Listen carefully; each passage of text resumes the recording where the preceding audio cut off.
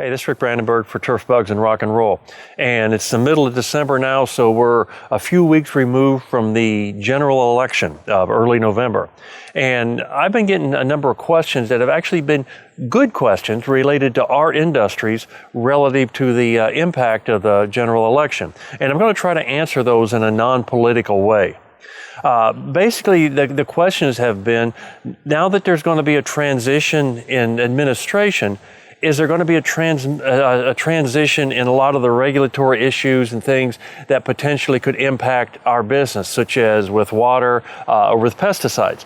Well, I'm going to focus on the pesticides component in the EPA. And the Environmental Protection Agency has a very simple yet profound mission. That is to protect human health and the environment. That's basically it. Very broad. It can go from pesticides to water quality to smoke from your wood stove, a lot of things that enter into that. But it is an agency and has thousands upon thousands of employees, first formed in the 1960s. And I actually have some friends that work for the EPA. They're as apolitical as they can be in their job. They do their job and try to do it well.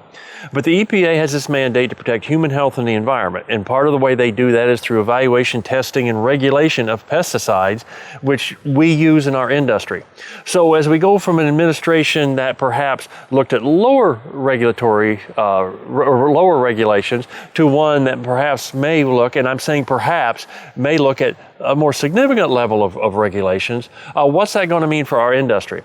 Well, first, I'm going to state something that I'm trying to make it factual, but it's got a little of my opinion in it. The EPA, at least the people working there, try to work apolitically. In other words, they don't go into work in the morning with the mission of supporting this party or that party. They go in and try to do their job and do it well, and they base it on data. Now, am I saying that politics never enter into the function of the EPA? No, I'm not saying that. There's lobbying groups that try to impact and influence decisions for the EPA. There's political pressure that tries to influence and impact decisions from the EPA. So that does happen, as it probably does with every federal agency in Washington, D.C.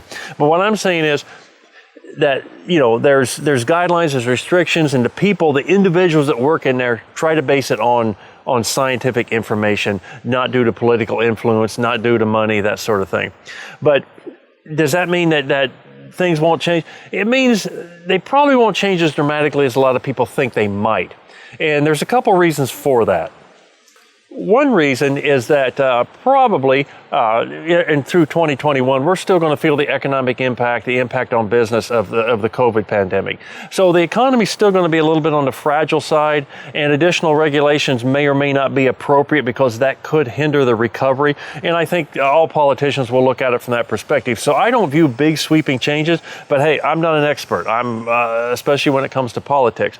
But there are several things going on. One is there's been legislation that's been beat around a little bit, and it's still out there floating around. One is to protect the scientists at EPA, to protect them from influence, to protect them from pressure so that they can make decisions based on data. Another one is to improve the transparency of how the EPA makes decisions, which I think would be a good thing. I get asked for input to the EPA a lot on various pieces of information that I might have related to a chemical, and I provide them information, and then months later the decision comes out. And the third one is working to apoliticize or depoliticize funding that goes to the EPA, to not make it associated with one part or the other. So again, they can focus on data, they can focus on facts, and they can move forward. So that's just my opinion. I don't think we're going to see big swings, maybe see over time additional regulations or regulations restored. Certainly possible. I don't think we'll see a wholesale change simply because we've got to get the economy up and running again. Hopefully science will be at the core of it. Hopefully the decisions made will be appropriate for what the data show, and we'll be able to move forward and continue to protect the environment and human health. Hope that helps. Look forward to talking with you again soon.